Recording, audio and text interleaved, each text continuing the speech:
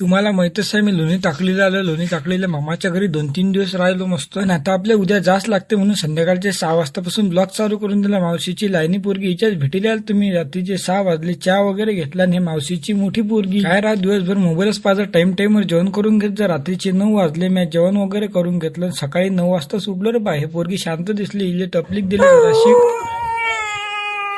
आणि 12 वाजले. आजी म्हणे पहिले जेवण करून घ्या. पहिले तर जेवण करून घेतलं. मग आम्ही गाडी काढली लोणी टाकलीमधून 360च्या स्पीडनं अमरावतीसाठी डीमार्ट मधून स्कूल बॅग घ्यायची होती कृष्णाला. त्यानं स्कूल बॅग आणली. मी बाहेरच होतो. मी जर अंदर गेलो असतो अधिक खर्च झाला असता भाऊ मला. मग आलो चिंचोलीमध्ये तर जताच भरली भाऊ मामाच्या घरी. सर्वने तयारी केल्या घरी जायच्या ना आम्ही चालला आता घरी. चालला मग आजच्या एवढंच. भेटू पुढच्या व्हिडिओमध्ये. तत्पर्यंत होऊन जाऊ द्या.